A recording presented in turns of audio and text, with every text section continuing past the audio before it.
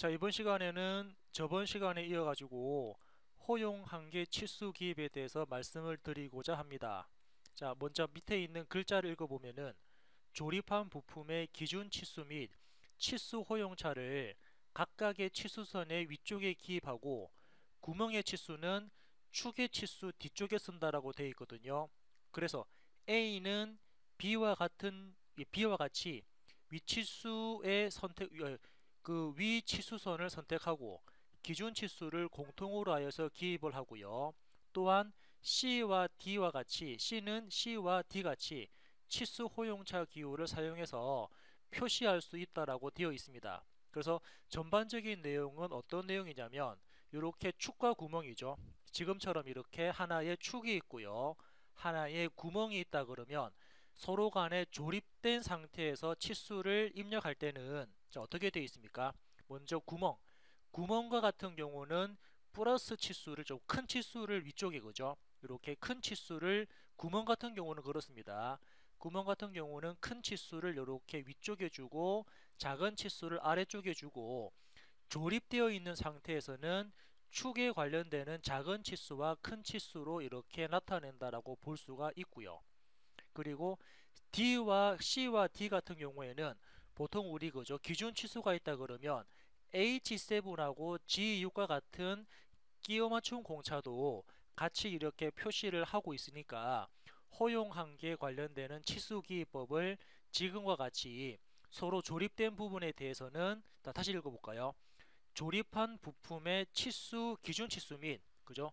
조립한 부품의 기준 치수 및 치수 허용차를 각각의 치수선 위쪽에 기입하고요. 그죠? 각각 치수선 그죠? 구멍과 관련되는 치수에 위에 기입하고 축과 관련되는 치수선에 위에 기입하는데 구멍의 치수는 축의 치수 뒤쪽에 쓴다라고 되어 있거든요.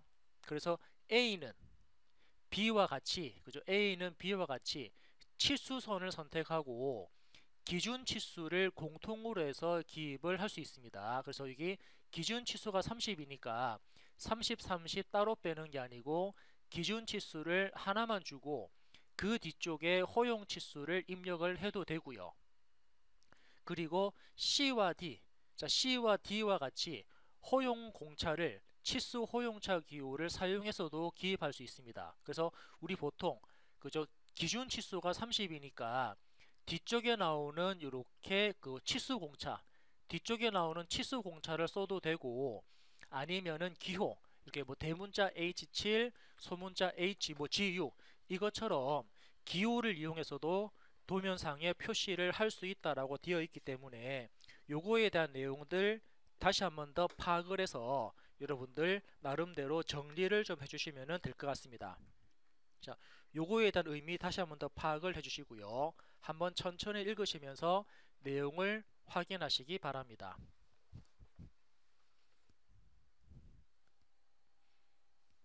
자, 내용 체크가 다 되었다 그러면 다음 페이지로 넘어가도록 할게요. 자, 다음 페이지는 허용 한계 치수를 기입하는 각도, 자, 각도와 관련되는 허용 치수를 기입하는 방법입니다. 그래서 아래쪽에 보니까 각도 치수의 허용 한계는 길이 치수의 허용 한계를 수치에 의해서 지시하는 경우에 기입하는 방법을 적용하고요. 반드시 반위 기호를 붙인다고 되어 있네요. 그래서 뭐 각도 치수 같은 경우는 뭐 A가 되든 B가 되든 C가 되든 이렇게 뭐 15.5도의 플러스 마이너스 자 플러스 마이너스 기호를 넣어도 되고요. 플러스 마이너스를 풀어 가지고 이렇게 전체 범위죠. 전체 범위 관련되는 치수를 입력해도 되고 아니면은 조금 전처럼 플러스 치수와 마이너스 공차를 같이 입력을 하셔도 상관없을 것 같습니다. 자, 아래쪽에 있는 D, E, F와 관련되는 치수도 같이 적용하는데 우리 보통 기계 분야에서는 아래쪽에 있는 치수는 잘 그렇게 기입을 하지 않거든요. 그래서 뭐 이렇게 기입을 해도 된다라고는 되어 있지만 여러분들은 특히 뭐 특히 A와 C와 같은 치수를 기입하는 법에 대해서 한번 체크를 해주시면 될 것 같고요. 이 치수 기입법에 대해서도 다시 한 번 더 나름대로 여러분들이 정리를 해서 나름대로 정리해 가지고 한번 그 파워포인트를 지금 이 장면이죠. 이 장수를 한 번 더 체크를 해주시면 될 것 같습니다. 예.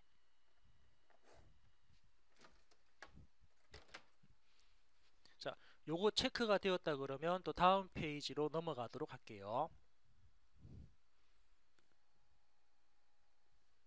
자, 다음은 허용한계 치수를 기입을 하는데 이번에는 기능과 관련되는 치수 기입입니다.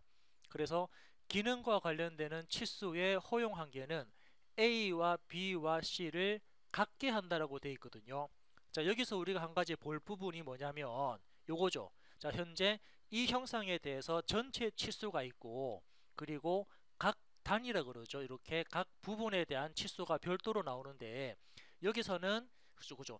왼쪽에 있는 치수가 25 나와 있고 오른쪽에 나와 있는 치수가 15가 나와 있기 때문에 전체는 우리가 40으로 알고 있습니다. 40으로 알고 있기 때문에 여기다가 그냥 40, 자 그냥 치수를 입력하게 되면은 이 치수는 위의 부분과 위의 부분 치수와 서로 간에 중복이 되게 되므로 얘를 입력하면 안 되거든요. 그런데 뭐 설계자가 또는 도면을 보는 또는 가공하시는 분들한테 좀 더 내가 이 치수를 명확하게 보여주고 싶다라고 하실 때는 이렇게 가로 치수, 자 가로를 입력하게 되면은 이 치수는 그죠, 위쪽에 있는 두 개의 치수를 이용해서 아래쪽에 40이라는 치수는 참고해라라는 참고 치수이기 때문에 지금과 같이 갈로 입력하게 되면은 이 치수는 중복이 되지 않습니다. 그래서 대부분 그죠, 이렇게 다른 사람들한테 표현을 할 때는 가로 치수도 많이 활용을 하거든요. 자, 두 번째 같은 경우는 또 마찬가지로 이상이 없습니다. 왜냐하면 그죠, 전체가 40인데 오른쪽에 있는 치수가 15로 나와 있습니다. 그럼 사용자는 자연스럽게 왼쪽에 나와 있는 이 치수에 대한 크기도 우리는 자연스럽게 알 수 있거든요. 그래서 이 부분에 대한 치수는 중복이 아닙니다. 그래서 이렇게 치수를 기입하는 방법하고, 자, 가장 오른쪽에 있는 부분도 같은 의미거든요. 그죠? 전체가 40인데 왼쪽 치수가 25로 나와 있기 때문에 오른쪽 부분은 사용자가 별도로 치수를 입력하지 않더라도 요거에 대한 치수는 우리가 알 수 있습니다. 그래서 사용자가 또는 제3자가 알 수 있는 치수에 대해서는 굳이 입력을 하지 않아도 된다라는 거. 그런데 굳이 입력을 한다 그러면 첫 번째 나와 있는 이 그림처럼 이렇게 가로 치수를 입력하시면은 다른 사람들이 보기에 좀 더 수월하게 치수를 도면을 이해할 수 있기 때문에 이런 부분들도 같이 도면에 포함시켜서 작업을 해주시면은 도면의 완성도는 좀 높아질 것 같습니다. 자, 이런 부분도 잘 체크를 해주시기 바랍니다.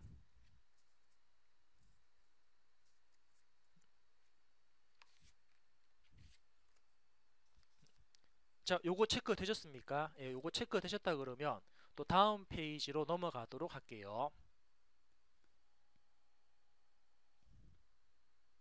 자, 다음 페이지는 이제 그죠, 허용한계 치수를 기입함에 있어 가지고 직렬 치수, 즉 이제 우리가 뭐 계단 형식이라고도 많이 표현하는데 직렬 치수로 이렇게 뭐 치수를 기입하는 방법입니다. 그래서 아래쪽에 글자 읽어보면은 직렬 치수 기입법으로 치수를 입력할 때는 치수 공차가 누적되므로 누적된 공차가 기능에 관계없을 경우에만 사용을 합니다. 이때 중요도가 적은 A와 B와 같은 경우는 치수를 기입하지 않아도 되지만 C와 같이 치수를 전체적으로 다 기입했을 때는 우리 앞전에 작업했던 것처럼 가로를 붙여가지고 참조 치수로 이렇게 활용도 할 수 있거든요. 앞전에 작업했던 치수하고 거의 유사하죠. 뭐냐면 전체 치수가 이렇게 나와 있습니다. 전체 치수에 각각의 치수가 나와 있다 그러면 굳이 다른 쪽 치수는 사용자가 입력하지 않더라도 그죠? 다른 쪽 치수는 사용자가 입력하지 않더라도 치수를 알 수 있는데 특히 뭐 다른 사람들이 도면을 쉽게 이해를 하고자 하기 위해서 치수를 입력할 경우에는 치수를 입력할 경우에는 이렇게 갈로 치수를 넣어도 된다라는 거, 그런 부분들 체크하시고요. 특히 치수 공차가 누적이 되므로, 그죠? 아마 이 부분이 중요한 문구 같습니다. 치수 공차가 누적이 되므로 누적된 공차가 기능과 관련 없을 경우에만 사용합니다. 자, 이런 것도 치수 공차 부분도 우리는 잘 체크를 해줘야 되거든요. 공차에 따라 가지고 전체적인 치수가 다르게 나올 수 있다 보니까 그거에 대한 내용들도 사용자들은 체크해서 한번 파악을 해줘야 될 부분입니다. 그래서 이 장면에 대해서도, 이 장표에 대해서도 여러분들이 나름대로 정리를 해서 잘 체크를 해주시기 바랍니다.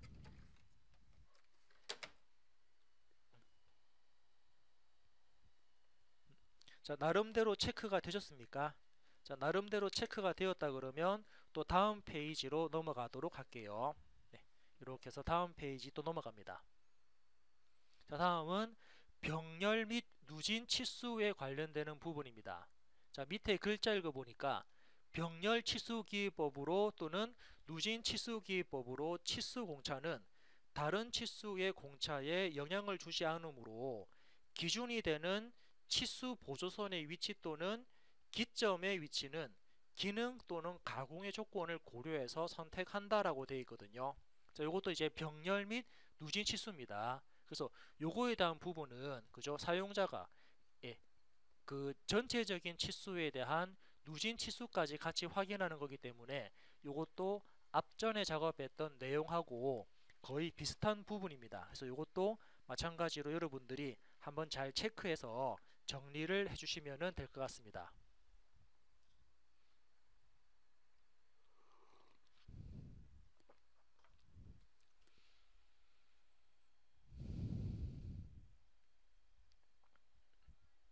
예. 자, 이렇게 체크가 되었습니까? 그럼 다음 페이지 또 넘어가도록 할게요. 자, 이번에는 치수를 기입하는 방법에 나오는데, 우리 보통 치수를 기입하는 방법에 첫 번째 나오는 게 지금 보는 이 표처럼 치수에 관련되는 보조기호입니다. 그래서 이 보조기호를 잘 체크하셔야지 전체적인 도면을 봤을 때 도면에 대한 이해도가 좀 높아지거든요. 이런 기호를 모르고서 도면을 봤을 때는 도면을 전혀 이해를 못 하시는 분들이 상당히 많습니다. 특히 어떤 부분이냐면 사용자는 그냥 CAD만 할 줄 알고, 또는 3차원 CAD죠. 우리 뭐 인벤터나 만약 카티아든 또는 뭐 다른 3차원 CAD 같은 경우 종류가 많지 않습니까? 오토캐드부터 해서 2차원 CAD부터 3차원 CAD에 대한 종류가 많은데 대부분이 다 그냥 뭐 그 스케치하고 또는 뭐 돌출이든 회전이든 라운드나 못따기 이런 기능들에 대한 부분들은 잘 활용하시는데 도면을 보고 도면을 제대로 이해를 못해서, 그죠? 도면을 보긴 보지만 제대로 도면을 이해를 못해 가지고 작업을 못 하시는 분들이 간혹 계시거든요. 그게 뭐 때문이냐면 지금 나와 있는 이런 기호를 잘 몰라서, 그죠? 이런 기호에 대한 의미를 잘 모르기 때문에 도면을 제대로 해석을 못 하시는 분들이 상당히 많습니다. 그래서 이 기호에 대한, 치수 기호에 대한 보조 부분들을 한번 체크하면은 첫 번째 나오는 T, 자, 도면상에 T3이라고 적혀 있는 치수가 있다 그러면 앞쪽에 T라는 부분은 바로 두께 나타내거든요. 판의 두께입니다. 예를 들어서 이렇게 판이 있다 그러면, 자, 그죠? 이렇게 판이 있다 그러면 우리가 치수를 기입할 때는 그냥 이렇게 T3으로 표시합니다. 그러면은 뒤쪽에 나와 있는 숫자는 말 그대로 수치를 의미하고요. 앞쪽에 나와 있는 T는 여기 나온 것처럼 판의 두께를 나타내니까 어떻게? 이 판의 두께는, 그죠, 여기서부터 여기까지 이 크기를 나타내거든요. 즉 사각형 판에 대한 두께가 3이다. 이렇게 우리는 도면을 이해를 할 수가 있습니다. 자, 두 번째는 파이. 이렇게 도면상에 이렇게 파이라는 지름 기호가 나와 있으면 아마 많이 보신 거죠. 이렇게 파이 해가지고 뒤에 숫자가 나오면은 파이라는 기호는 바로 지름을 나타내는 기호입니다. 이렇게 원이 있죠. 자, 이 원이 있는 상태에서 이 원에 치수가 이렇게 들어갔습니다. 자, 치수가 이렇게 들어가면은 이 원의 파이 지름은 10이라 그래서 지름 부분은 그죠? 여기서부터 여기까지가 지름 아닙니까? 그죠? 얘부터 얘까지가 지름이니까 이 원을 가로지르는 거리 지름은 10이다. 그래서 앞쪽에 파이자가 들어가면은 원에 대한 지름을 나타낸다라고 이해를 하시면 될 것 같고요. 아마 이 지름 기호는 많이 보셨기 때문에 뭐 크게 어려움이 없을 것 같습니다. 자, 다음은 어떤 부분입니까? 예. 자, 다음 부분은 이제 요거 사각형인가요? 자, 사각형 10 나와 있거든요. 보통 이렇게 도면을 그릴 때 이렇게 사각형을 그려놓고 이 사각형에 대해서 치수를 뺍니다. 자, 치수를 뺐는데 앞쪽에 그냥 사각형 적혀 있고 이렇게 10이라는 기호가 있으면 이 사각형은 뭐라고 되어 있습니까? 그렇죠. 이 사각형은 정사각형에 대한 치수를 나타냅니다. 즉, 우리는 이 도면에 대해서 세로 치수, 자, 세로 치수만 입력했는데 가로 치수가 없거든요. 즉, 그래서 가로 치수도 동일하게 어떻게 정사각형이니까 이 가로 치수도 우리는 10으로 알 수가 있습니다. 즉, 그래서 사각형이라는 기호가 붙으면, 즉 사각형이 바깥쪽입니다. 숫자 바깥쪽에 적혀 있으면은 이 부분은 직사각형에 대한 거리를 나타낸다, 치수를 나타낸다라고 이해를 하시면 될 것 같습니다. 예, 그래서 사각형은 정사각형이죠. 정사각형과 관련되는 수치를 나타내는 거고요. 자, 밑에 보니까 이번에는 R, 자, R 표시되어 있습니다. R. 그래서 위쪽에 있는 파이 치수하고 유사한 부분인데 R자가 붙으면 어떻게 반지름, 이렇게 반지름을 나타내거든요. 반지름 해가지고 뒤에 나오는 수치는 반지름이 5다. 그래서 반지름이라는 부분은 뭐냐면 이렇게 원이 있을 때 이 원의 중심부터죠. 중심부터 가장자리까지에 대한 거리, 이 거리를 우리는 반지름이라고 하지 않습니까? 중심부터 원 가장자리의 거리를 반지름이라고 그러는데 이 반지름에 대한 크기를 우리는 R이라는 표시로, R이라는 기호로 이렇게 표시를 해줍니다. 그래서 반지름에 대한 크기를 이렇게 나타내고요. 자, 다음 치수는 어떻게 됩니까? 다음 치수는 이제 S. 자, 이제 뒤에 앞쪽에 S가 붙었죠. 여기 S가 붙었고 여기 S가 붙었습니다. 뒤쪽에 들어가는 여기 파이라는 기호와 R 기호는 위에서 붙던 파이 치수와 R 치수랑 동일하다라고 보시면 되고요. 그래서 파이는 지름, R은 반지름, 윗부분하고 똑같은데 그럼 앞쪽에 있는 S, 이 S는 뭐를 나타내냐면 S는 여기 나온 것처럼 9, 자, 9를 나타냅니다. 9. 여기서 말하는 9는 우리 보통 말하는 공이죠. 뭐 예를 들면은 뭐 탁구공, 축구공 또는 야구공처럼 둥글게 생긴 공의 형태를 나타냅니다. 여기서는 그냥 뭐 지름이라 하게 되면은 우리 보통 이 원기둥, 자, 이런 원기둥도 같이 포함되거든요. 이런 원기둥이라든지, 자, 이런 원기둥에 대한 지름 또는 반지름 나타내는데 9라고 하게 되면은 완전한 동글동글하게 생긴 우리 일반적인 공이죠. 일반 공처럼 둥글게 생긴 공의 지름 또는 공의 반지름, 그럴 때 표현하는 게 SR 또는 S파이, 이렇게 기호를 나타냅니다. SR, S파이에 대한 기호를 이렇게 표시를 해주고요. 자, 다음은 이제 C, 그죠? 도면상에 C라고 표시된 부분이 있습니다. 이 C라는 표시도 다른 분들이 간혹 이렇게 좀 많이 헷갈려 하시는 분들이 계신데, 자, C라는 부분은 뭐라고 되어 있습니까? 그렇죠. C는 아마 챔퍼, 못따기라는 부분이니까 못따기 부분입니다. 그래서 이거는 45도 챔퍼 나타냅니다. 자, 그래서 C3이라고 하게 되면 우리 보통 못따기가 어떻게 생겼습니까? 이렇게 각이진 부분이죠. 이렇게 각이진 부분에 대해서 C3이라고 하면은 어떤 부분? 이 대각선의 길이가 3인가요?